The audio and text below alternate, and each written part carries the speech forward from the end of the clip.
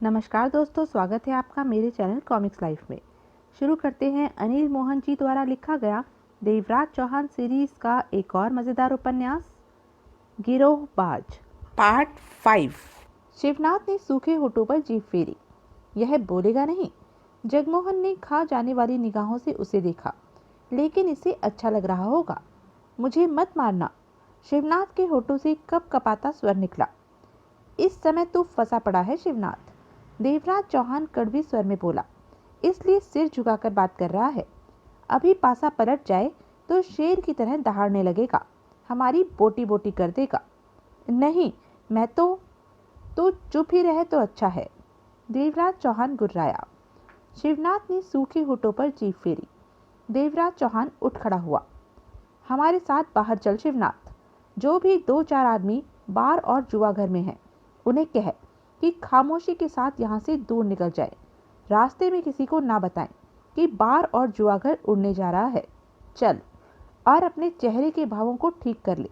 मैं नहीं चाहता कि किसी को शक हो कि यह काम तेरे से जबरदस्ती करवाया जा रहा है। शिवनाथ ने अपनी बिगड़ी हालत पर काबू पाने की पूरी चेष्टा की। तीनों बाहर निकले। शिवनाथ ने बार में मौजूद दोनों आदमियों को यह कहकर वहां से चलता कर दिया कि धारावी से निकल जाओ। विश्वराज के ऑर्डर के मुताबिक बार को बारूद से उड़ाया जा रहा है। उसके बाद 100-150 गज दूर जुआ घर में भी यह कहकर आदमियों को दौड़ा दिया।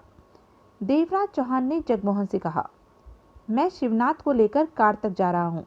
तुम बार और जुआ घर में बिछाए बारूद को आग लगाकर वहां आ जाओ।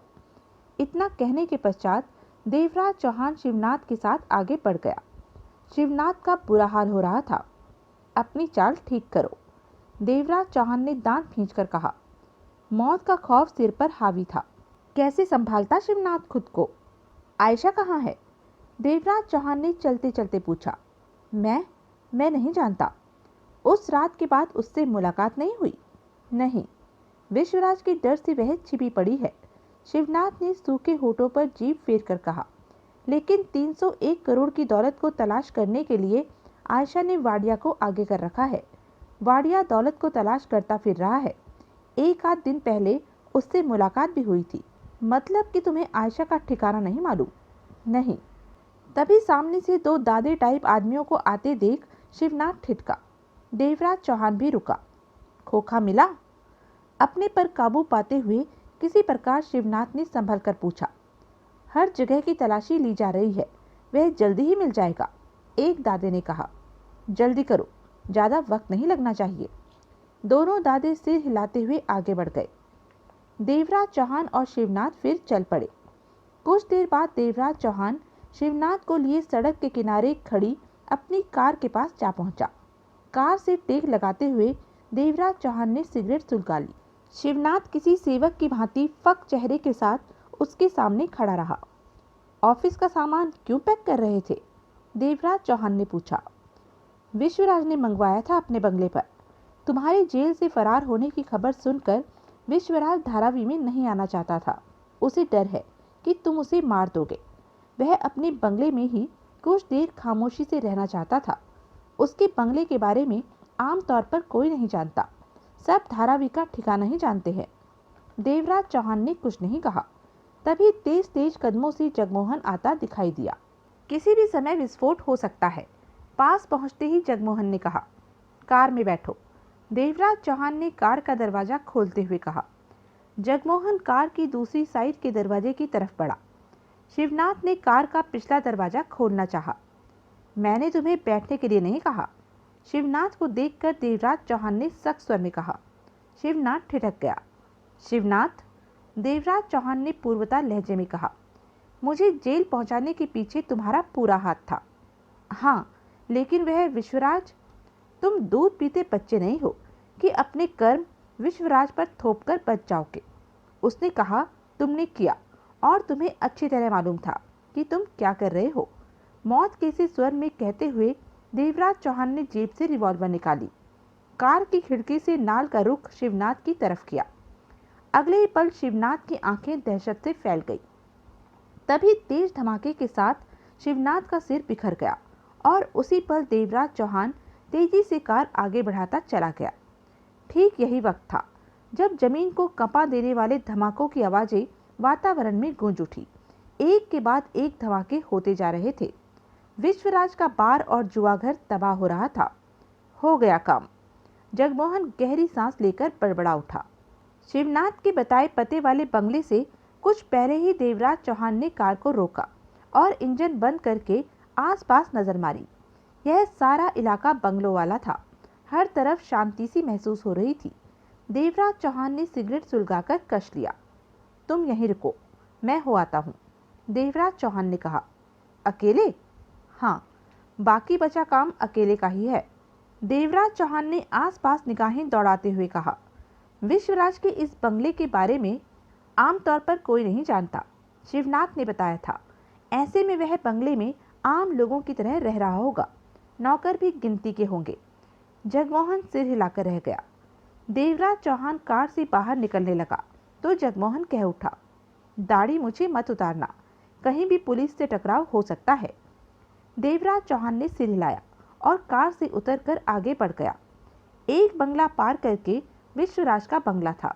लोहे के बाहरी गेट के पास नेपाली वॉचमैन स्टूल पर बैठा हुआ था।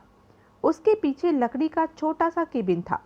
देवराज चौहान लोहे के बड़े गेट के करीब पहुंचकर ठिठका। गेट खोलो, देवराज चौहान ने नेपाली से कहा। किससे मिलना है साहब जी? नेपाली स्टूल से उठकर गेट के पास आया। तुम्हारे साहब से, विश्वराज नाम है उसका, देवराज चौहान ने कश लेकर लापरवाही से कहा। लेकिन साहब, जल्दी खोल, तेरे साहब ने ही बुलाया है।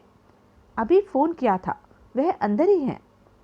अंदर तो है साहब जी, लेकिन नेपाली ने क्षण भर सोचा और गेट के भीतर से लॉक हटाकर गेट खोलते हुए कह उठा, आपको साहब ने बुलाया है?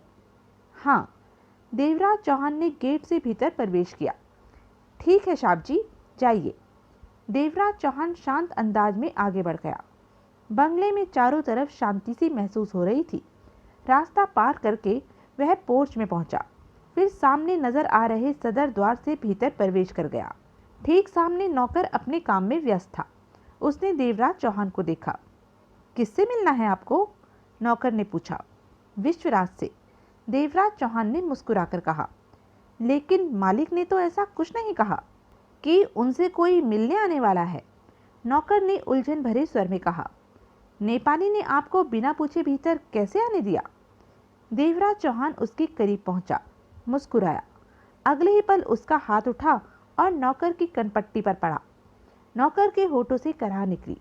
इससे पहले कि वह बेहोश होकर नीचे गिरता, देवराज चौहान ने उसे संभाला और पास ही मौजूद सोफा चेयर पर बिठा दिया।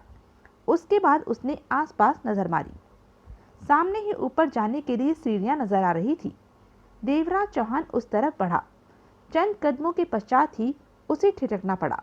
एक तरफ से दूसरा नौकर वहां आ पहुंचा। कपड़ों से वह कुक लग रहा था। उसकी हालत बता रही थी कि वह सीधा किचन से निकल कर आया है। नौकर सोफे पर बैठे नौकर को देखकर सकपका सा उठा। फिर उसने देवराज चौहान को देखा, जो उसकी ही तरफ बढ़ रहा था। नौकर के होठों से असमंजसता से भरे शब्द निकले। आप कौन हैं? यह सोफे पर गर्दन टेढ़ी किए क्यों बैठा है? विश्वराज कहाँ है? उसके करीब पहुंचकर देवराज चौहान ठिठका। मालिक तो ऊपर हैं, लेकिन ऊपर किस कमरे में? देवराज चौहान ने उसे टोका। नौकर ने इस बार गहरी निगाहों से देवराज चौहान को देखा। विश्वराज कहाँ है? इस बार देवराज चौहान के होठों से दरिंदगी भरा स्वर निकला। नौकर समझ गया कि गड़बड़ है। दूसरे नौकर की हालत वह देख ही रहा था। उस कमरे में, नौकर ने जल्दी से एक दरवाजे की तरफ ऊपर को इशारा किया। देवराज चौहान ने उसे भी बेहोश करके नीचे लिटाया और सीढ़ियों की तरफ बढ़ गया। विश्वराज शरीफों के इस मोहल्ले में शरीफों की तरह रहता था। किसी को उसकी असलियत नहीं मालूम थी और यह शरीफों की तरह रहने का ही नतीजा था कि बंगले पर उसकी सुरक्षा के लिए कोई गनमैन नहीं था।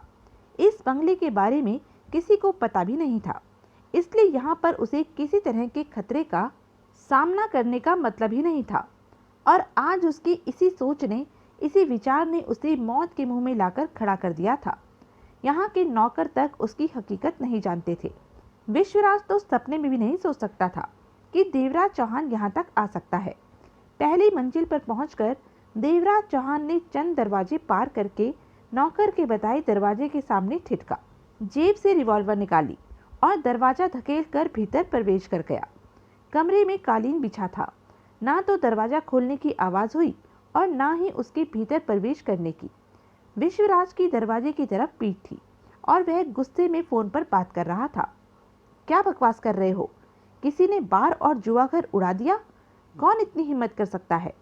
वहां पर 50 आदमी थे, सबके होते हुए वह खोखे को तलाश कर रहे थे। उल्लू के पट्टो, मैं तबाह हो गया और तुम बहाने बनाए जा रहे हो। मैं तुम सबको, कौन आया था बार में? 2 आदमी। क्या? शिवनाथ ने कहा कि मेरा ऑर्डर है, बार और जुआ घर उड़ाना है। पागल तो नहीं हो गए तुम? शिवनाथ ऐसा क्यों कहेगा? देवराज चौहान रिवॉल्वर थामे आगे बढ़ा और कुर्सी पर बैठ गया। उसकी सुलगती निगाह विश्वराज की पीठ पर थी। दांत खिंचे हुए थे, चेहरे पर दरिंदगी की छाप आ लगी थी। बेवकूफ हो तुम सब लोग, कहीं कोई गड़बड़ है जो तुम भाप नहीं पा रहे। विश्वराज ने दांत पीसते हुए कहा, मेरी बात कान खोलकर सुन लो। किसी को मेरा पता या फोन नंबर मत बताना। कुछ देर के लिए मुझे भूल जाओ। मामला शांत होगा तो तब बात करूंगा। मुझे विश्वास है यह सब देवराज चौहान ने किया है। बहुत बड़ा नुकसान कर दिया उसने मेरी करोड़ों रुपए की इमारतें उड़ा दी। मैं देख लूंगा उसे भी। तुम महीने भर के लिए ठंडे हो जाओ, मुझे फोन भी मत करना। उसके बाद देखेंगे। कहने के साथ ही विश्वराज ने रिसीवर रख दिया। देवराज चौहान ने हाथ में थमी रिवॉल्वर उंगली में घुमाई। विश्वराज ने फोन के पास पड़े पैकेट में से सिगरेट निकालकर सुलगाई, पलटा। देवराज चौहान की आंखों से आंखें टकराई। विश्वराज बुत सा बना रह गया। देवराज चौहान वहशी अंदाज में मुस्कुराया। विश्वराज के मस्तिष्क को झटका लगा। तुम? उसके होठों से अजीब सा स्वर निकला। तुम्हारी नजर अच्छी है, जो अपनी मौत को दाढ़ी मूंछों के पीछे से भी पहचान लिया। देवराज चौहान का स्वर ऐसा था कि विश्वराज मन ही मन कांप कर रह गया। कैसे हो? देवराज चौहान पूर्वता लहजे में बोला। सेहत तो अच्छी लग रही है। तुम यहाँ तक कैसे आ गए? विश्वराज के होठों से फटा फटा सा स्वर निकला। देवराज चौहान खतरनाक अंदाज में मुस्कुराया। तुम्हें यहाँ का पता किसने दिया? शिवनाथ ने। शिवनाथ ने? साला कुत्ता, कहाँ है वह? विश्वराज का चेहरा धधक उठा। मर गया। मर गया? विश्वराज के सूखे होठों पर जीभ फेरी। हाँ, मैंने उसे गोली मार दी। अब तुम्हारी बारी है। देवराज चौहान का स्वर सर्द था। विश्वराज ने सूखे होठों पर जीभ फेरी। मुझे पुलिस के हाथों में पहुंचाकर तुमने सोचा मैदान मार लिया। देवराज चौहान एक एक शब्द चबाकर कह उठा। बहुत घटिया चाल चली थी तुमने। मुझे फंसाकर महाराज सुजान सिंह के लूटे हुए हीरे जवाहरात पा लेना चाहता था, लेकिन अफसोस की बात रही कि सिवाय मौत के तुम्हें कुछ भी हासिल नहीं होने जा रहा। खुद को धारावी का बहुत बड़ा बंदा मानते हो ना? विश्वराज का चेहरा पीला पड़ता जा रहा था। लोग कहते हैं तू बहुत ताकत रखता है, तेरे से सब डरते हैं। देवराज चौहान हौले से हंसा। मौत जब आती है तो कोई ताकत साथ नहीं देती, जैसे कि अब तुम मेरे सामने खाली हाथ खड़े हो। देवराज चौहान, विश्वराज घबराहट भरे स्वर में बोला, मुझे माफ कर दो, भगवान के लिए मुझे माफ कर दो। मैंने जो किया उसकी सजा तुम मेरे करोड़ों के ठिकाने उड़ाकर दे चुके हो। मुझे कुछ मत कहो। मौत खाली हाथ वापस नहीं जाती विश्वराज। देवराज चौहान ने सर स्वर में कहा। मैं तुम्हें खाली हाथ नहीं भेजूंगा। मैं तुम क्या रखोगे मेरे हाथों में? देवराज चौहान ने उसकी आंखों में झांका। मैं यह बंगला तुम्हारे नाम कर दूंगा, और मेरे पास 4-5 करोड़ है, वह भी तुम्हें दे दूंगा। देवराज चौहान ने रिवॉल्वर की नाल से अपना माथा रगड़ा। और मैं तुम्हें 2-3 जवान 15-15 साल की लड़कियां दूंगा। वह लड़कियां ऐसी खूबसूरत है कि सब कुछ भूलकर उनमें ही खोकर रह जाओगे। विश्वराज चमक भरी आंखों से कह रहा था, लेकिन मुझे मत मारना, मेरी जान मत लेना। और देवराज चौहान ने रिवॉल्वर अपनी उंगली में घुमाई। और क्या है? सोचो, शायद कुछ और भी हो तुम्हारे पास मुझे देने को। देवराज चौहान का स्वर शांत था। और तो कुछ भी नहीं है। तुम ही बताओ, मैं और क्या दे सकता हूँ? विश्वराज, तुमने मेरे साथ क्या किया था? देवराज चौहान, मैं? मेरी बात का जवाब दो। देवराज चौहान की आंखों में मौत चमकी। मैंने तुम्हें धोखा देकर पुलिस के हाथों में पहुंचा दिया। मुझे माफ कर दो, मैं अपनी गलती, और मुझे तुम्हारी जान चाहिए। देवराज चौहान के दांत भिंच गए। विश्वराज ने सूखे होठों पर जीभ फेरी। तुम्हारा बंगला, 4-5 करोड़, 2-3 लड़कियां मैं ले लूंगा तो तुम खाली हाथ ऊपर जाओगे? नहीं, ऐसा ठीक नहीं होगा। विश्वराज हो तुम, खाली हाथ ऊपर गए तो ऊपर वाला क्या सोचेगा? यह सब चीज तुम अपने पास रखो, मैं सिर्फ तुम्हारी जान ले रहा हूँ। नहीं देवराज चौहान, मुझे मत। जिंदा रहने की तमन्ना इतनी ही थी तो मुझसे धोखाधड़ी नहीं करनी थी। विश्वराज के चेहरे पर पागलपन के भाव उभरे। उसने फौरन जेब से रिवॉल्वर निकालकर उसका रुख देवराज चौहान की तरफ करना चाहा। तभी देवराज चौहान के हाथ में दबी रिवॉल्वर से तेज धमाके के साथ अपने आगमन की सूचना देते हुए गोली निकली और विश्वराज के माथे से प्रवेश करके सिर के पिछले हिस्से से निकल गई। विश्वराज की आंखें खुली की खुली रह गई। कुछ पल उसका मृत शरीर यूं ही खड़ा डोलता रहा, फिर छाती के बल औंधे मुंह नीचे जा गिरा। देवराज चौहान चेहरे पर मौत के भाव समेटे खड़ा रहा। हाथ में पकड़ी रिवॉल्वर जेब में डाली तो गर्म नाल का एहसास हुआ।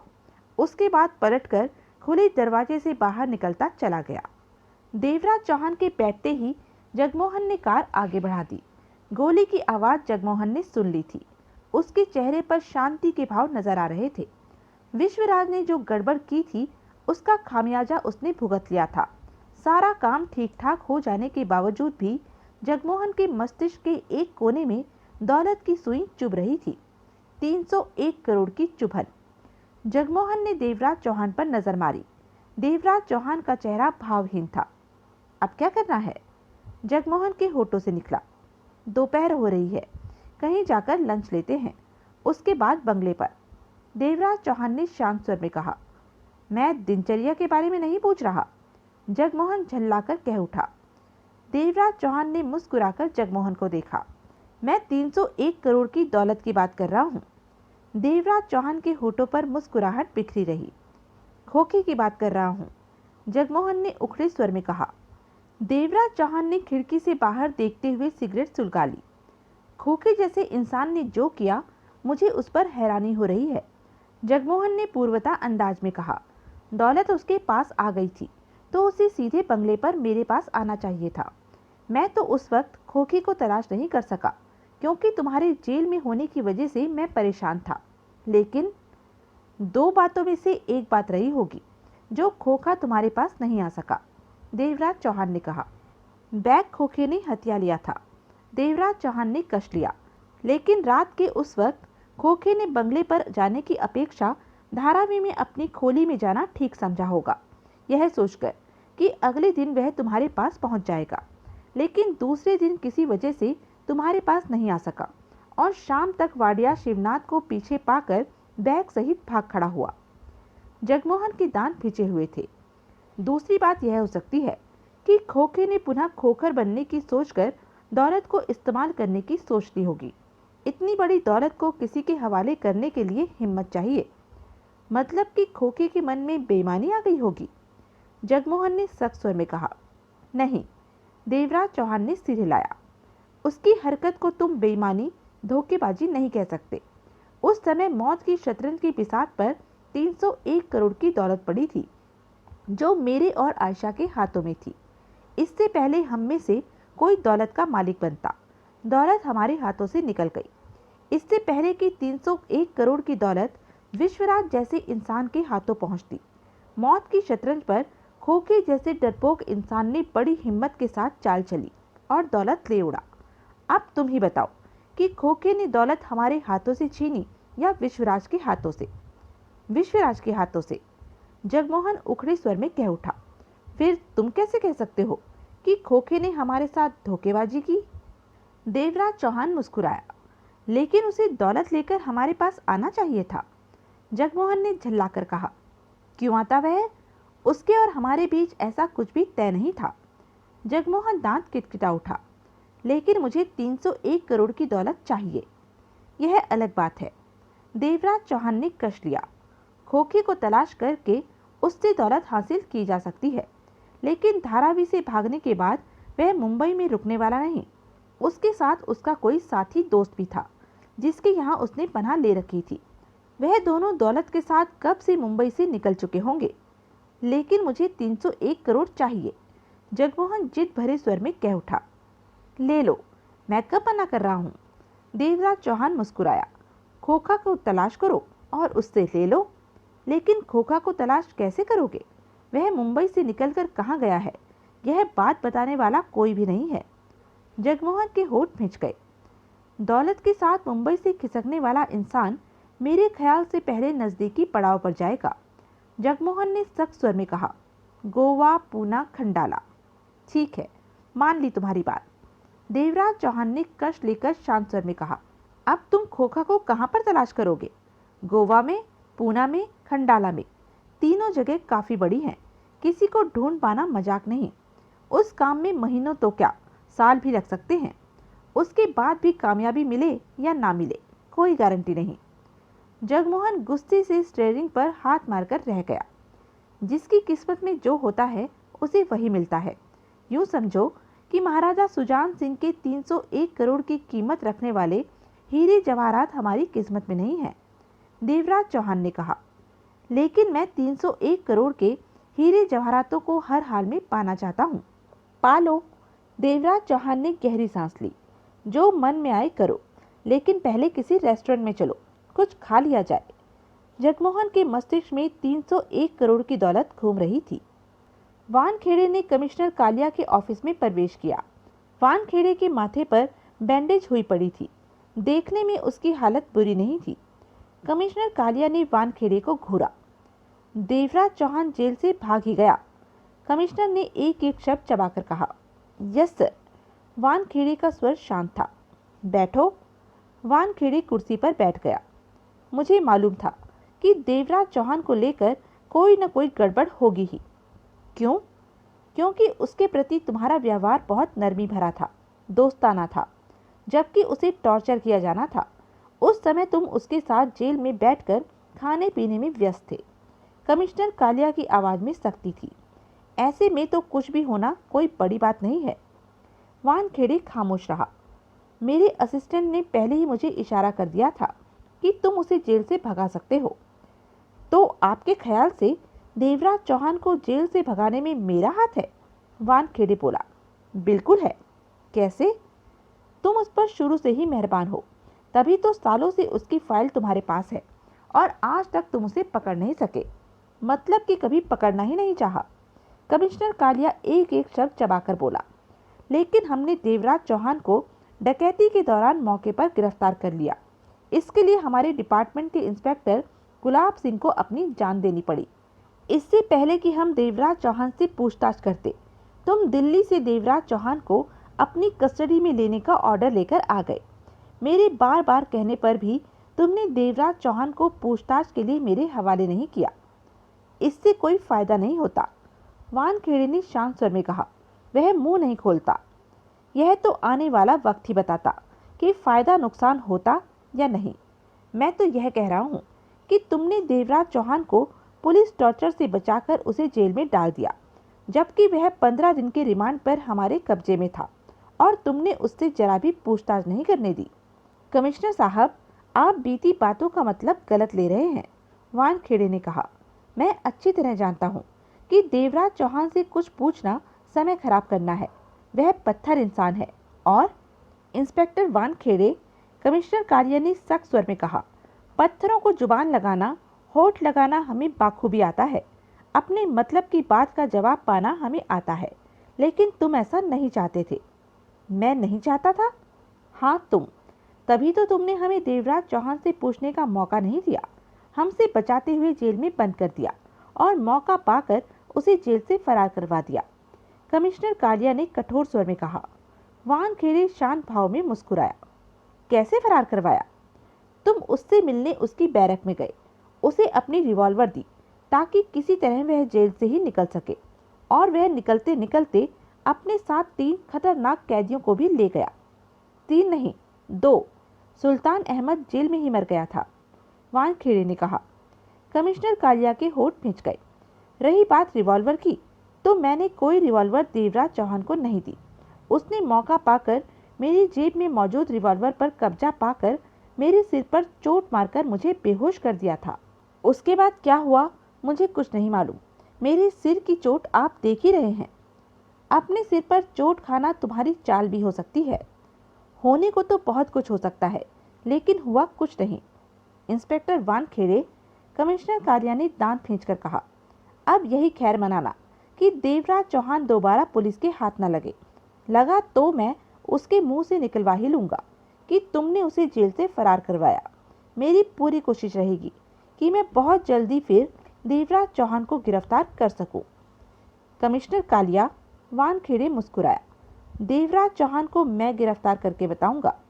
जो भी हो, मुझे तुम्हारी हरकत की रिपोर्ट ऊपर करनी होगी, जिसमें इस बात का जिक्र हर हाल में होगा कि देवराज चौहान को तुमने जेल से फरार करवाया या फिर तुम्हारी लापरवाही से फरार हुआ। वानखेड़े मुस्कुरा पड़ा। ऊपर रिपोर्ट करेंगे? हाँ, क्योंकि देवराज चौहान को मैंने अदालत से रिमांड पर लिया था। और कितनी ऊपर आप मेरी रिपोर्ट करेंगे? क्या मतलब? कमिश्नर साहब, वानखेड़े खड़ा होता हुआ बोला, आप मेरी रिपोर्ट कितनी ऊपर क्यों न करें, मेरी सेहत पर कोई फर्क नहीं पड़ेगा। कहने के साथ ही वानखेड़े पलटा और ऑफिस से बाहर निकल गया। बाहर निकलकर ठिठक कर उसने सिगरेट सुलगाई और आगे बढ़ गया। देवराज चौहान को जेल से निकालना मजबूरी थी, नहीं तो जेलर वर्मा की बेटी स्वाति की जान खतरे में पड़ सकती थी। देवराज चौहान के पकड़े जाने की खुशी में वह किसी मासूम को मौत के मुंह में नहीं धकेल सकता था। लंच के बाद देवराज चौहान और जगमोहन कॉफी के घूंट भर रहे थे। 301 करोड़ की दौलत के बारे में सोच सोचकर जगमोहन के चेहरे पर छाया तनाव गहरा होता जा रहा था। देवराज चौहान उसकी हालत महसूस कर रहा था, लेकिन इस मामले में अब कुछ भी करना उसके बस में नहीं रहा था। खोखा दौलत के साथ कहाँ है, यह मालूम करना बेहद कठिन था। खोखा बेवजूदी इंसान था, उसका कोई वजूद नहीं था। ऐसे नामालूम इंसानों को तलाश कर पाना संभव नहीं हो पाता। ऐसे लोग किसी भी नई जगह पर जाकर खप जाते हैं। देवराज चौहान ने कॉफी का घूंट भरकर जगमोहन को देखा। खोखे के बारे में सोच रहे हो? नहीं। जगमोहन ने गहरी सांस ली। 301 करोड़ की दौलत के बारे में। बहुत मोटी दौलत है, 3 अरब। इतनी दौलत एक साथ बहुत कम हाथ आती है। मैं सोच रहा हूँ कि खोखा जैसा इंसान इतनी दौलत लेकर क्या कर रहा होगा। उसकी पूजा कर रहा होगा, उसके ऊपर बैठा होगा, या उसे नीचे बिछाकर सोया होगा, या उन हीरे जवाहरातों को खुद ही पहनकर शीशे के सामने खड़ा होकर बार बार खुद को देख रहा होगा। इतनी दौलत का वह क्या करेगा, समझ में नहीं आता।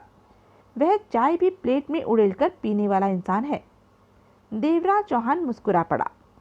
सारी दौलत हमारे पास ले आता तो हम उसे इतना तो दे ही देते कि उसकी सारी जिंदगी मजे से कटती। अब खामखा दौलत का बोझ उठाए जाने कहाँ फिर रहा होगा। जगमोहन ने मुंह बनाकर कहा। बहुत चिंता हो रही है खोखे की।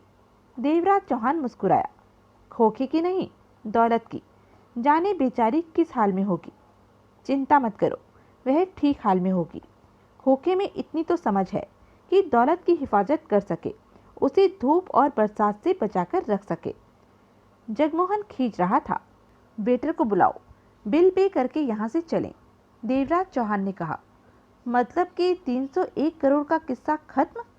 देवराज चौहान ने सहमति से सिर हिला दिया।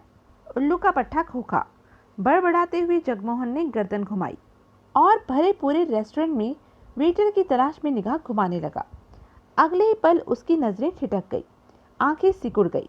बीतती पलों के साथ धीरे धीरे उसके होठों में कसाव आने लगा। देवराज चौहान की निगाह जगमोहन पर पड़ी तो मन ही मन वह सतर्क हो गया। क्या हुआ? देवराज चौहान के होठों से निकला। वाडिया। जगमोहन की निगाह उसी तरफ टिक चुकी थी। वाडिया? राहुल वाडिया, आयशा चावला का आशिक। कहाँ है? देवराज चौहान की निगाह घूमी। छठी टेबल पर, नीली कमीज वाला। देवराज चौहान की निगाह नीली कमीज वाले पर जा टिकी। वाडिया शुरू से ही इस मामले में था, लेकिन एक बार भी वाडिया उसके सामने नहीं पड़ा था। वह वाडिया को नहीं पहचानता था। तुम पहचानने में कोई गलती तो नहीं कर रहे? देवराज चौहान के होठ सिकड़े हुए थे। नहीं, जगमोहन ने पक्के स्वर में कहा। वाडिया का चेहरा उस समय मेरी निगाहों के सामने से गुजरा था जब विश्वराज के आदमी डकैती की रात आयशा पर होटल के बाहर उस समय गोलियां बरसा रहे थे। जब आयशा दौलत वाला बैग लेकर भागने की तैयारी में थी, तब इसी ने आयशा को अपनी कार में बिठाकर उसे ले भागा था। मात्र एक क्षण के लिए मैंने इसे कार की ड्राइविंग सीट पर बैठे देखा था, क्योंकि उस समय मेरा ध्यान तुम पर था कि पुलिस ने तुम्हें पकड़ लिया है, इसलिए इस मामले में दखल नहीं दे सका था। परंतु इत्तेफाक से उस वक्त इस पर नजर पड़ गई थी। देवराज चौहान कुछ नहीं बोला। ऐसे खतरनाक मौके पर आयशा को बचाने वाला उसका आशिक वाडिया ही हो सकता है, और अब भी वाडिया दौलत पाने के लिए खोखा की तलाश में था। खोखा तक पहुंच भी गया था, परंतु खोखा दौलत के साथ इसके हाथों से बच निकला था। जगमोहन ने एक एक शब्द पर जोर देकर कहा। देवराज चौहान के चेहरे पर सोच के भाव उभरे। इसका मतलब वाडिया को मालूम हो सकता है कि खोखा दौलत के साथ कहाँ है, या फिर यह मालूम हो सकता है कि खोखा दौलत के साथ किस दिशा में है। देवराज चौहान ने कहा, याद रखो, आयशा जैसी खतरनाक शय कभी भी दौलत का पीछा नहीं छोड़ेगी। मैं उसकी दौलत की कमजोरी को जानता हूँ। मतलब कि वाडिया अभी भी खोखा और दौलत के पीछे हो सकता है, जगमोहन के होठों से निकला। देवराज चौहान और जगमोहन की निगाहें मिली। जगमोहन की आंखों में तीव्र चमक लहराने लगी थी। तुम्हें एक बहुत बढ़िया मौका मिला है। देवराज चौहान मुस्कुराया। खोखा और दौलत तक पहुंचने का? जगमोहन के होठों से निकला। हाँ, बशर्ते कि वाडिया को खोखा और दौलत पर पहुंचने का रास्ता पता हो। इसके लिए मुझे वाडिया पर निगाह रखनी पड़ेगी, वक्त बर्बाद करना होगा, लेकिन इतनी बड़ी दौलत के लिए मैं सब कुछ करने को तैयार हूँ। जगमोहन ने दृढ़ता भरे स्वर में कहा। वाडिया के पीछे जाने के लिए तुम कार इस्तेमाल करना। मैं टैक्सी पर बंगले पर जा रहा हूँ। कोई खास बात हो तो बंगले पर मुझे फ़ोन कर देना, देवराज चौहान ने कहा। जगमोहन ने सहमति में सिर हिलाया। देवराज चौहान उठा और बाहर निकल गया। जगमोहन की सतर्क निगाह वाडिया पर टिकी थी, जो लंच में व्यस्त था। जगमोहन ने वेटर को बिल पे कर दिया था।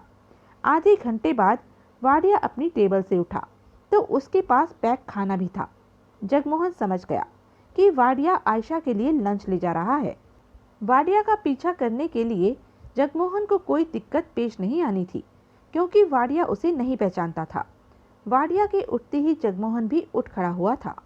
वाडिया ने टैक्सी छोड़ी और उतरकर बड़े से अपार्टमेंट के गेट के भीतर प्रवेश कर गया। पैक खाने का लिफाफा उसके हाथ में था। जगमोहन ने कुछ पहले ही कार रोकी और उतरकर वाडिया के पीछे पीछे भीतर आ गया। वाडिया को सपने में भी ख्याल नहीं था कि इस तरह उसका पीछा भी हो सकता है। पहली मंजिल के अपने फ्लैट की उसने बेल दबाई और आयशा ने दरवाज़ा खोला। वाडिया के भीतर प्रवेश करने पर आयशा ने दरवाज़ा बंद कर लिया। ठीक उसी पल जगमोहन दरवाजे के करीब आया और दरवाजे से कान लगा दिया। ले, तेरे लिए खाना लाया हूँ। आयशा ने खाने का लिफाफा लेते हुए वाडिया को देखा। ऐसे क्या आंखें फाड़े फाड़े देख रही है? वाडिया के होठों पर मुस्कान उभरी। कहते हुए कुर्सी पर बैठा और लापरवाही भरे अंदाज में स्मैक वाली सिगरेट तैयार करने लगा। आयशा किचन में गई और प्लेट ले आई। पैक खाने को निकालकर उसने प्लेट में रखा और खाना शुरू करते हुए वाडिया को देखा। खोखे का पता चला? आयशा ने पूछा। नहीं, वह क्या सड़क पर बैठा है जो मालूम हो जाएगा? साला किसी खड्डे में घुसा बैठा होगा। राहुल, उसका पता करो, उसके पास 301 करोड़ की दौलत है। आयशा दांत भींचकर कह उठी। मालूम है मुझे। वाडिया ने तीखी निगाहों से उसे देखा। जो बात मुझे पता हो उसे बार बार मत कहा कर। आज रात खोखे के बारे में पक्के तौर पर पता चल जाएगा। आज रात? वह कैसे? खोखा और बख्शी नाम के कुत्ते कल रात मुझे चोट देकर मेरी हरी फिएट लेकर भागे हैं। मुंबई में तो वह रुकने से रहे, बॉर्डर पार करके दूसरे शहर में निकल गए होंगे। सुबह से ही मैं हर तरफ के बॉर्डर के चक्कर काट कर हरी फिएट के बारे में पूछ रहा हूँ। कुछ पता चला कि? सुनती रह, बीच में मत टोका कर, खाती रह। वाडिया ने स्मैक वाली सिगरेट का कश लेकर कहा। बॉर्डर के हर बैरियर वाले से मुझे यही जवाब मिला कि वह रात की ड्यूटी पर नहीं थे। रात की ड्यूटी करने वाले रात को आएंगे, उनसे ही पता चलेगा। आयशा ने सोच भरे अंदाज में सिर हिलाया। अब रात को जाकर मैं पता करूंगा, मालूम हो जाएगा। हाँ, वाडिया कड़वे अंदाज में मुस्कुराया। कैसे? आज का जमाना मारुति कार का है। वह लोग मेरी हरे रंग की टूटी फूटी फिएट लेकर भागे हैं। ऐसी टूटी फूटी हरे रंग की गहरी फिएट अक्सर याद रह जाती है।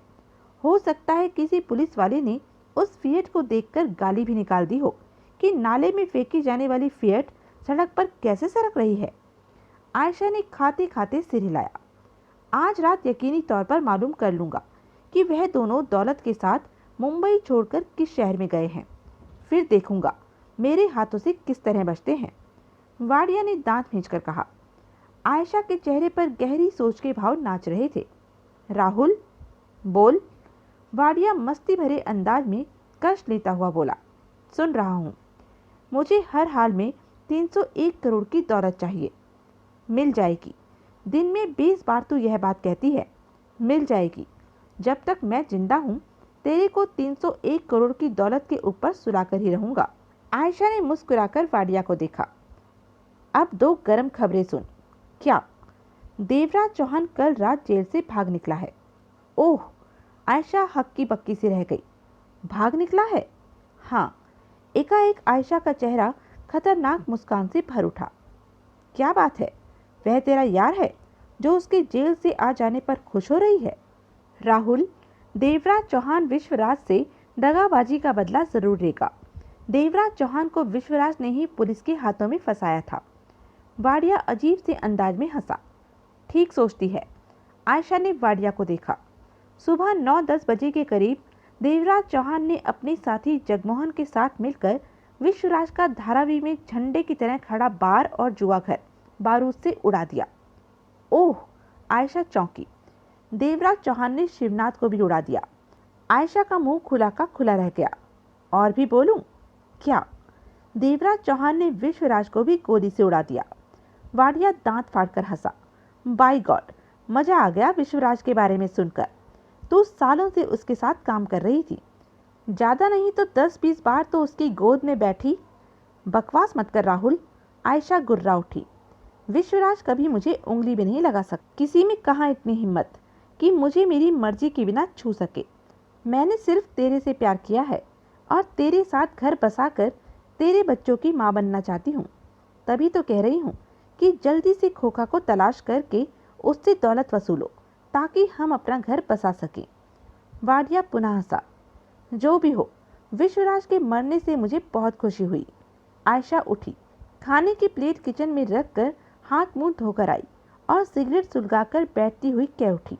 राहुल, देवराज चौहान का जेल से निकल आना हमारे लिए भी खतरनाक हो सकता है। वह कैसे? देवराज चौहान भी 301 करोड़ को तलाश करेगा। अवश्य करेगा। राहुल, अगर देवराज चौहान दौलत तक पहुंच गया तो? वाडिया हंसा। कैसे पहुंचेगा? क्या मतलब? खोखा या बख्शी उसे बताएंगे कि वह कहाँ है। किसी तरह उन्हें मालूम हो गया तो? किसी तरह नहीं मालूम होगा। वाडिया ने विश्वास भरे स्वर में कहा। मेरे अलावा किसी को नहीं मालूम कि खोखा और उसका यार बख्शी 301 करोड़ की दौलत लेकर कल रात ही मेरी हरी फिएट पर मुंबई से बाहर निकल भागे हैं। रात को मैं मालूम भी कर लूंगा कि वह किस शहर की तरफ गए हैं और हम भी उधर ही चल पड़ेंगे। देवराज चौहान मुंबई छानता रह जाएगा। आयशा के चेहरे पर राहत के भाव उभरे। विश्वराज और शिवनाथ देवराज चौहान को कुछ भी उल्टा सीधा बताने के लिए जिंदा नहीं रहे। वैसे भी वह ताजा ताजा जेल से भागा है। पुलिस उसे पूरे जोर शोर के साथ तलाश कर रही होगी। ऐसे में वह पुलिस से अपना बचाव करेगा या दौलत तलाश करेगा? फिक्र मत करो, भूल जा देवराज चौहान को। अब उससे हमारी मुलाकात नहीं होने वाली। आयशा ने सोच भरे अंदाज में सिर हिलाया। शायद तुम ठीक कहते हो, देवराज चौहान से हमारी मुलाकात नहीं होगी। जब तक मैं तेरे साथ हूं तो फिक्र न कर। वाडिया ने तगड़ा कश लेकर कहा। आयशा के होठों पर मुस्कान उभरी। अपनी हिफाजत मैं तेरे से ज्यादा अच्छी तरह कर सकती हूँ राहुल। मैं जानता हूँ कि तू गहरे पानी की मछली है वाडिया ने कड़वे स्वर में कहा। जगमोहन दरवाजे से हटा और दबे पांव वहां से आगे बढ़ गया। उसकी आंखें तीव्रता से चमक रही थी। उसके शरीर के जर्रे जर्रे से खुशी चमक रही थी। आधे घंटे में ही वह बंगले पर पहुंचा। देवराज चौहान बंगले पर ही मिला। क्या बात है? उसके चेहरे पर निगाह पड़ते ही देवराज चौहान मुस्कुराया। जगमोहन ने जल्दी से वाडिया और आयशा की बातें बताई। सुनकर देवराज चौहान के होठ सिकुड़ गए। ऐसा है तो हम 301 करोड़ की दौलत तक पहुंच सकते हैं, देवराज चौहान ने कहा। हर हाल में पहुंच सकते हैं। जगमोहन की आंखों में चमक नाच रही थी। देवराज चौहान ने सिगरेट सुलगाकर कश लिया। रात को वाडिया जब अपने फ्लैट से निकले तो तुम उसके पीछे रहना। जगमोहन ने फौरन सिर हिलाया। आगे क्या करना है तुम्हें समझाने की जरूरत नहीं। देवराज चौहान ने उसे देखा। जगमोहन हौले से हंसा। जहां 301 करोड़ जैसी भारी दौलत हो वहां तो बेवकूफ को भी समझ आ जाती है, और मुझ में तो थोड़ी बहुत अकल पहले से ही है। जगमोहन की खुशी देखकर देवराज चौहान हंसकर रह गया। वाडिया रात को 1 बजे फ्लैट पर पहुंचा।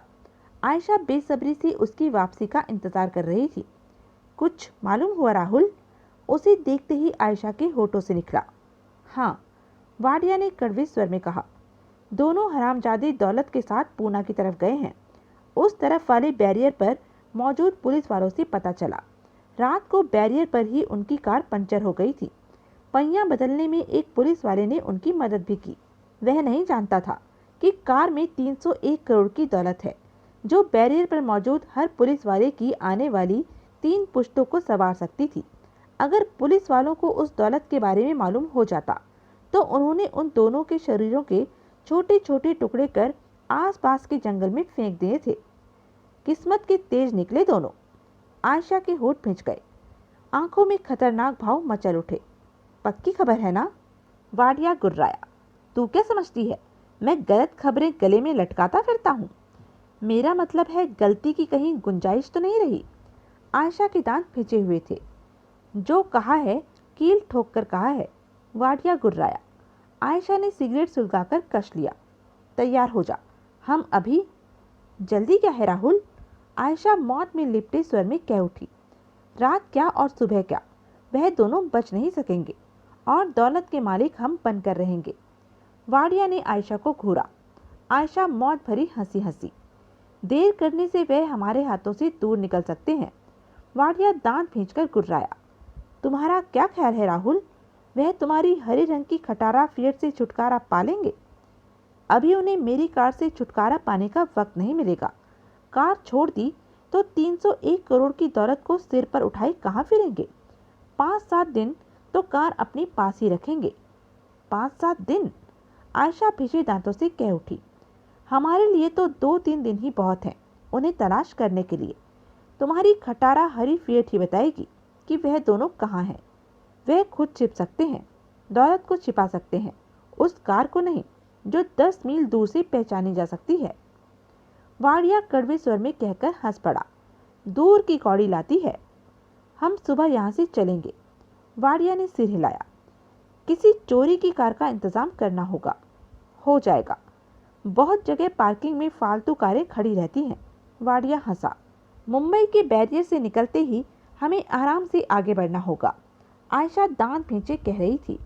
मुंबई से पूना तक का 4 घंटे का रास्ता है और इन 4 घंटों के सफ़र के दौरान रास्ते से 50 से ऊपर बस्तियां पड़ती हैं। हमें हर जगह का चप्पा चप्पा छानना होगा।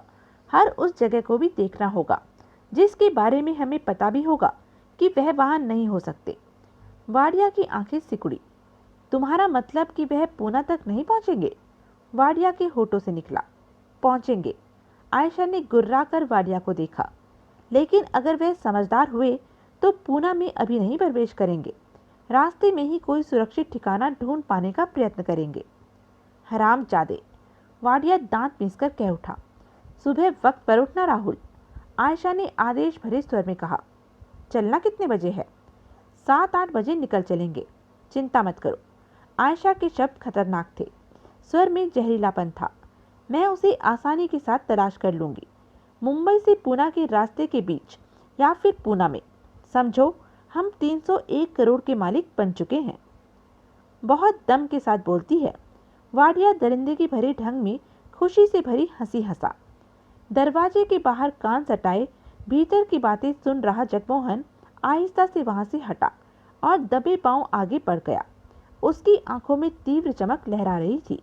जगमोहन रात को 2 बजे बंगले पर पहुंचा और देवराज चौहान को नींद से उठाया। देवराज चौहान ने गहरी निगाहों से देखा, फिर मुस्कुराकर बोला, क्या बात है, बहुत चमक रहे हो। हम दौलत पा सकते हैं। जगमोहन पास बैठता हुआ बोला, 301 करोड़। कैसे? देवराज चौहान ने उसकी बात काटकर पूछा। जगमोहन ने सारी बात बता दी। देवराज चौहान ने कश लेकर सिर हिलाया। आयशा बिल्कुल ठीक कहती है, उस हरी टूटी पुरानी फिएट के दम पर उन्हें ढूंढा जा सकता है। जगमोहन के चेहरे पर और भी चमक पैदा हो गई।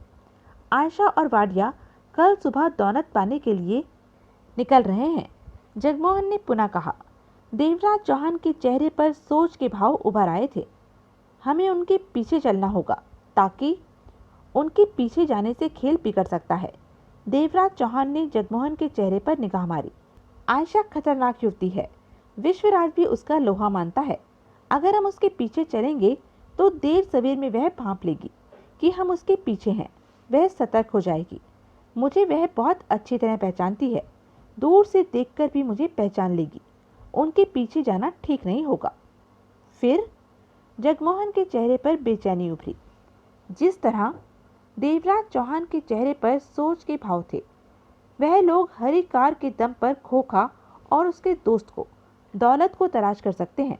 उस तरह हम भी कर सकते हैं। यह काम कोई कठिन नहीं होगा। मैं समझा नहीं। तुम कल सुबह फिर उन पर नजर रखना। तुम्हारे कहे मुताबिक कल वह कोई कार चोरी करके मुंबई पूना हाईवे पर बढ़ेंगे। तुम उस कार का रंग, नंबर वगैरह देखकर वापस आ जाना। हम उनसे 1-1.5 घंटे का फर्क रखकर चलेंगे। रास्ते में जहाँ भी उनकी कार होगी हम पहचान सकते हैं। साथ ही साथ हम हरी कार फिएट उसे भी ढूंढेंगे। उसके बारे में भी पूछताछ करते चलेंगे। जगमोहन ने सोच भरी निगाहों से देवराज चौहान को देखा। लेकिन किसी न किसी मौके पर तो आयशा हमारे सामने पड़ेगी। तब जब उससे सामना होगा तब की तब देखी जाएगी। वक्त से पहले सामना होना ठीक नहीं। वह खोखे को तलाश कर रहे हैं, तो मैं चाहता हूँ वह खोखे को तलाश कर लें। देवराज चौहान ने शांत स्वर में कहा। मुझे पूरा विश्वास है कि आयशा जैसी खतरनाक युवती खोखा को हर हाल में तलाश कर लेगी। वह उन लोगों में से नहीं है जो हार मान जाते हैं। डकैती के दौरान वह फंस चुकी थी। उसके सिर पर मौत सवार थी, लेकिन उसने हिम्मत नहीं छोड़ी और बच निकली। जगमोहन के चेहरे पर सोच के भाव उभर आए थे। आयशा और वाडिया हरी फिएट के दम पर खोखे को तलाश करते हुए आगे बढ़ेंगे।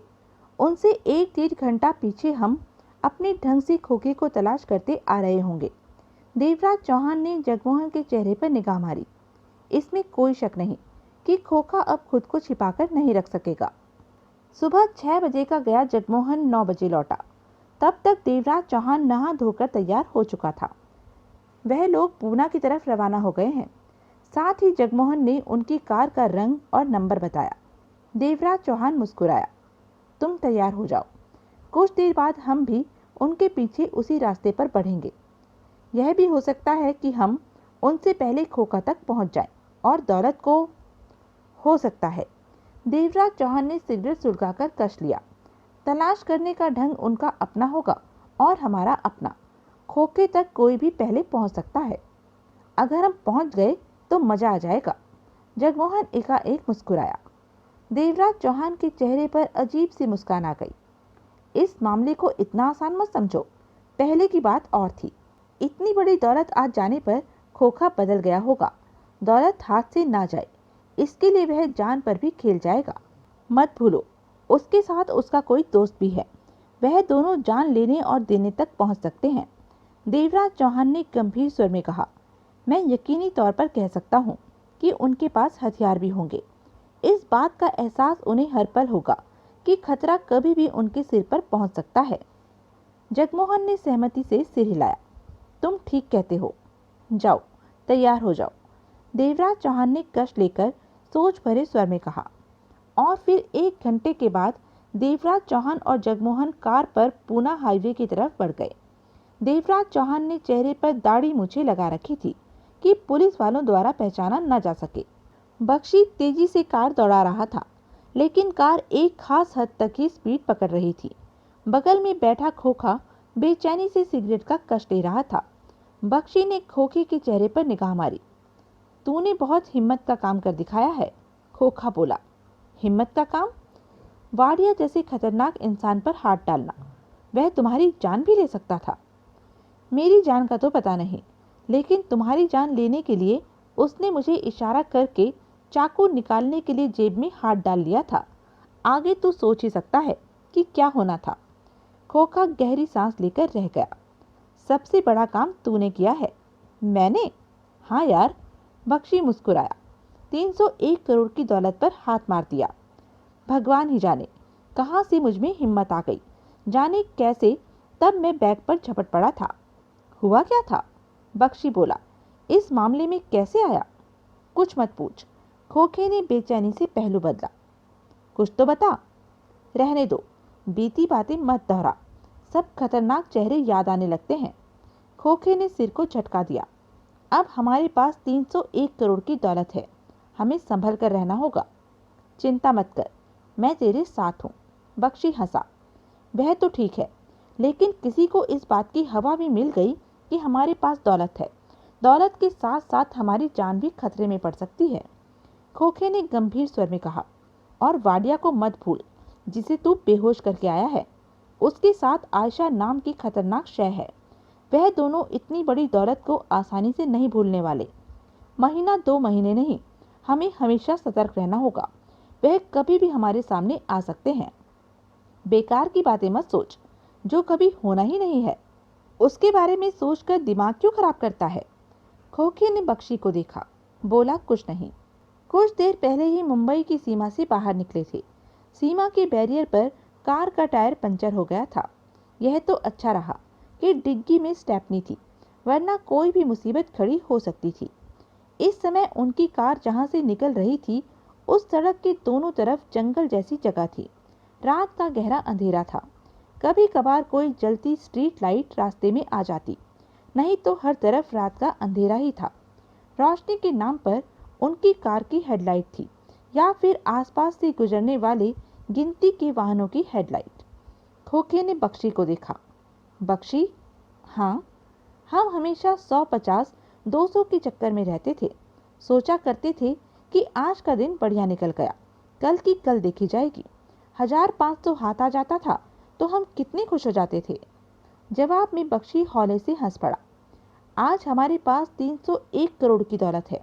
हाँ, बख्शी ने सूखे होठों पर जीभ फेरी। बैग में हीरे जवाहरात इतने हैं कि अगर इन्हें एक साथ बेच दिया तो नोटों के अंबार को देखकर पागल हो जाएंगे हम। बख्शी, खोखा बोला, हमें सावधानी से चलना होगा। माल कमाना जितना कठिन है, उससे भी ज्यादा कठिन है उसे संभाल कर रखना। हम उतना ही माल बेचेंगे जितनी की हमें जरूरत होगी। इतनी समझ है मुझ में। दौलत की खुशबू दूर दूर तक पहुंच जाती है, और मैं नहीं चाहता कि बैग की जिप बार बार खुले। बख्शी हंसकर रह गया। इतनी दौलत होने पर भी मुझे दिली खुशी नहीं हो रही। खोखे ने गहरी सांस लेकर कहा, फिक्र मत कर, सब ठीक हो जाएगा। यह तेरा डर है जो तुझे खुश नहीं होने दे रहा। एक आध दिन में सब ठीक हो जाएगा। जब तक मैं साथ हूँ, तुझे किसी चीज की चिंता करने की जरूरत नहीं। खोखा कुछ नहीं बोला, सिगरेट की कश लेता रहा। कार अपनी खास स्पीड में सड़क पर दौड़ी जा रही थी। कुछ देर तक उनके बीच खामोशी रही। हमें इस कार से छुटकारा पाना होगा, खोखा सोच भरे स्वर में बोला। क्यों? यह वाडिया की कार है, हमें कभी भी फंसा सकती है। ऐसा कुछ नहीं होने वाला, परवाह मत। हम खतरा क्यों मोल ले? खोखे ने तीखे स्वर में कहा। ठीक है, बख्शी ने सिर हिलाया। जब भी मुनासिब वक्त आएगा, कार को कहीं छोड़ देंगे। अब हम जाएंगे कहाँ? तेरा पूना में कोई रहता है? नहीं, बख्शी ने सिर हिलाया। मेरा कोई नहीं रहता, लेकिन जब दौलत पास हो तो सब अपने हो जाते हैं। पूना पहुंचकर कोई न कोई ठिकाना भी मिल जाएगा। दौलत के सहारे ही हमें जिंदगी नहीं बितानी, दूसरों को दिखाने के लिए कोई काम भी करना होगा। मेरे ख्याल में फैक्ट्री लगाना ठीक रहेगा। बात की बात है, तेरा क्या ख्याल है? वाडिया आयशा हमें तलाश कर लेगी? दिमाग खराब हो गया है तेरा। बख्शी ने मुंह बनाया। सारे मुंबई की ही खाक छानते रहेंगे। उन्हें क्या ख्वाब आएगा कि हम पूना चले गए हैं? भूल जा सबको। पीछे की नहीं, आगे की सोच। खोखा कुछ नहीं बोला। तू शादी कराएगा? बख्शी ने हंसकर पूछा। शादी? खोखे ने उसे देखा। हाँ, कराएगा? खोखा मुस्कुरा पड़ा, बोला कुछ नहीं। मैं तो कराऊंगा। जिंदगी के पूरे मजे लूंगा। आज तक दूसरों के घरों में झांक कर ही खुशबू लेता रहा, अब अपने घर में खुशबू लूंगा। मैं अपनी जिंदगी का पूरा ठर्रा बदल दूंगा। भूल जाऊंगा कि कभी धारावी की गलियों में दादागिरी और दलाली का धंधा किया करता था। सेठ बन जाऊंगा, बहुत बड़ा सेठ, कहकर बख्शी हंस पड़ा। खोखा मुस्कुराया। इस समय तो भूख लग रही है, रात से कुछ खाया नहीं। सड़क के किनारे कोई न कोई होटल अवश्य खुला होगा। हाईवे है, वहां से कुछ खा लेंगे। तेरे पास नगद है? ज़्यादा नहीं, 200-300 रुपये होंगे। पूना तक काम चल जाएगा। उसके बाद तो परवाह ही नहीं, मजे ही मजे हैं। खोखा ने सीट की पुष्ट से सिर टिकाकर आंखें बंद कर दी। सड़क के किनारे बने होटल में उन्होंने खाना खाया, खुली हवा में चारपाई पर। रात के वक्त होटल खाली था। 2 ट्रक के ड्राइवर क्लीनर भी वहां खाना खा रहे थे। खाने के दौरान उन्होंने कार को अपनी नज़रों के सामने ही रखा था। 1 घंटा लगाकर उन्होंने आराम से खाना खाया था। 15 बरस का एक छोकरा खाना सर्व कर रहा था और खाना तैयार करने वाले ने उनसे पैसे लिए। उसके बाद कार में फिर आगे बढ़ गए। ड्राइविंग बख्शी ने अपने हाथ में ही रखी। सुस्ती सी आ रही है। खोखे ने सिगरेट सुलगाई। आंखें भारी हो रही हैं। कार में ही सो जा, बख्शी ने कहा। मुझे कार में नींद नहीं आएगी। टांगे फैलाने के लिए पूरी जगह चाहिए, खोखा बोला। उसके लिए तो कार की छत ही ठीक रहेगी, बख्शी हंसा। खोखे ने बख्शी को देखा, मुस्कुराया। आज तो तू बहुत खुश नजर आ रहा है।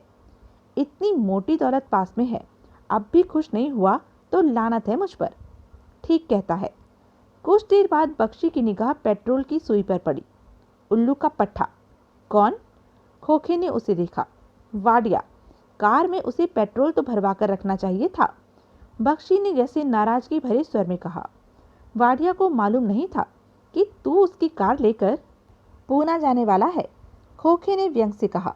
मालूम होता तो टंकी फुल करने के साथ एक केन भरवा कर भी साथ कर देता। मजाक नहीं, कार में पेट्रोल बहुत कम है। बख्शी की आवाज में बेचैनी उभरी। रात का 1 बज रहा है। रास्ते में पेट्रोल पंप है? खोखे ने पूछा। होगा तो हर हाल में, लेकिन कहाँ है? यहाँ से कितनी दूर है, क्या पता? बख्शी ने दांत खींचकर कहा। अगर रास्ते में पेट्रोल खत्म हो गया तो यह खटारा धक्का मारने से भी आगे नहीं खिसकने वाली। खोखा गहरी सांस लेकर रह गया। गुस्सा मत कर, जब दौलत आती है तो 50 तरह की मुसीबतें भी लेकर आती है। हौसला रखना सीख ले। खोखा ने शांत लेकिन व्यंग भरे स्वर में कहा। जब तक पेट्रोल है कार चलाता रहे। पेट्रोल खत्म हो गया तो ज़्यादा से ज़्यादा कार रुक जाएगी और क्या होगा? कार में ही रात बिता लेंगे, सुबह की सुबह। मत भूल, हमारे पास दौलत है 301 करोड़ की, और यहाँ रात का अंधेरा, सुनसान जगह। कोई लूटने वाला आ गया तो कहीं की भी नहीं रहेंगे। दौलत पाते ही तू कमज़ोर हो गया है बख्शी। क्या मतलब? तू यह क्यों सोचता है कि हमारे पास दौलत है? यह सोच कि इस बैग में हमने कपड़े भर रखे हैं। ऐसा सोचेगा तो मन में यह ख्याल भी नहीं आएगा कि हमें कोई लूट सकता है। बख्शी ने मुस्कुराकर खोखे पर निगाह मारी। दौलत आते ही तू समझदार हो गया है। शायद तुझे पता नहीं कि बेवकूफ़ के पास भी जब दौलत आती है तो लोग उसे समझदार कहने लगते हैं। बख्शी हंस पड़ा। आधे पौने घंटे से ज़्यादा पेट्रोल नहीं चलेगा, बख्शी ने हंसी रोकते हुए कहा। जब तक चलता है तू कार चलाता रहे, खोखे ने शांत स्वर में कहा। बात की बाद में देखेंगे। जंगल जैसा इलाका समाप्त होकर पहाड़ी पथरीला इलाका शुरू हो गया था। हर तरफ अंधेरे में भी खुश्की नजर आ रही थी। चंद्रमा की रोशनी में काफी कुछ स्पष्ट नजर आ रहा था। बड़े बड़े पहाड़ तो कहीं खाली मैदान। पहले हवा नम थी, लेकिन अब हवा में गर्माहट सी महसूस होने लगी थी। 10 मिनट और कार चल पाएगी, बख्शी ने कार के पेट्रोल मीटर पर निगाह मारते हुए कहा। खोखा कुछ नहीं बोला, चेहरा शांत था। वह इसी में तसल्ली मान रहा था कि मुंबई से काफ़ी दूर आ गए हैं। अगर रात सड़क पर कार में भी गुजारनी पड़ जाए तो कोई परवाह नहीं। तभी कार की हेडलाइट में सड़क के किनारे लगा भारत पेट्रोलियम का बोर्ड चमका। Petrol pump. खोखा हड़बड़ाकर जल्दी से कह उठा। बख्शी ने फौरन कार की स्पीड कम की और हंस पड़ा। खोखे, इस वक्त पेट्रोल पंप का मिल जाना साबित करता है कि भगवान हमारे साथ है, बख्शी बोला। ऐसा मत कह, खोखा मुस्कुराया। क्यों? भगवान हमारे साथ हुआ तो तीसरा हिस्सा उसे देना पड़ जाएगा। बख्शी ठहाका मारकर हंस पड़ा। पेट्रोल पंप मिलने की वजह से दोनों खुश नजर आ रहे थे। टंकी पूरी भरवा लेना, खोखे ने कहा। चिंता मत कर, मेरा बस चले तो मैं डिक्की भी पेट्रोल से भर लूं। दौलत के नशे में दोनों मस्त थे। सड़क के कुछ भीतर की तरफ थोड़ी सी दूर ट्यूबलाइट जलती नजर आ रही थी। पेट्रोल डालने वाली सिर्फ एक मशीन ही उस रोशनी में चमक रही थी। उस मशीन से 150-200 गज पीछे छोटा सा मकान बना हुआ था। बख्शी ने कार मोड़ी और आगे ले जाकर पेट्रोल की मशीन के पास ले जाकर रोक दी। कार का इंजन बंद करके बख्शी बाहर निकला और तगड़ी अंगड़ाई ली। खोखा भी बाहर निकला। यहाँ तो कोई नजर नहीं आ रहा। खोखे ने आसपास देखा, फिर मकान पर उसकी निगाह जा टिकी। आसपास अंधेरे में सूखी पहाड़ियां नजर आ रही थी। साला मजे से मकान में सो रहा होगा। खोखा आगे बढ़ा और मशीन के साथ लगे पेट्रोल के पाइप को स्टैंड से निकालकर हाथ में ले लिया। बख्शी ने होठ सिकोड़े। हमारे पास वक्त नहीं है कि भीतर वाले को उठाकर उससे पेट्रोल डलवाएं, खोखे ने कहा। टंकी खोल। बख्शी ने टंकी का ढक्कन खोला। खोखे ने पाइप टंकी में डालकर लीवर दबाया, परंतु पेट्रोल चालू नहीं हुआ।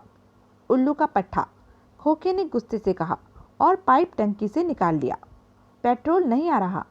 नहीं, मशीन लॉक करके लाइट ऑफ कर रखी है, ऐसे में पेट्रोल कहाँ से आएगा? कहते हुए खोखा पलटा और पेट्रोल की पाइप वापस मशीन के स्टैंड में अटका दी। मैं उसे उठाकर लाता हूँ, कहने के साथ ही बख्शी मकान की तरफ बढ़ गया। कार से टेक लगाकर खोखा आसपास निगाहें दौड़ाने लगा। बख्शी ने दरवाजे के बाहर लगी बेल दबाई। दूसरी बार बेल दबाई। कौन है? भीतर से नींद से भरी आवाज बख्शी के कानों में पड़ी। जनाब, पेट्रोल डलवाना है, बख्शी ने शराफत भरे लहजे में कहा। भीतर लाइट ऑन हुई, फिर दरवाजा खुला। वह 45 साल का स्वस्थ व्यक्ति था, जो कि इस समय कमीज पैजामे में था। बेवक्त नींद टूटने की वजह से वह उखड़ा लग रहा था। आपकी नींद खराब होने का मुझे सख्त अफसोस है, बख्शी ने मुस्कुराकर कहा। अब खराब कर ही दी तो अफसोस किस बात का? वह बेमन से बोला। चलो, मैं भीतर से मशीन ऑन करके आता हूँ, कहने के साथ ही वह वापस पलट गया। बख्शी दरवाजे से हटकर कार की तरफ बढ़ गया। तो यह थी अब तक की कहानी। आगे की कहानी जानने के लिए बने रहें मेरे साथ। और हाँ, मेरे चैनल को लाइक, शेयर और सब्सक्राइब करना ना भूलें। धन्यवाद।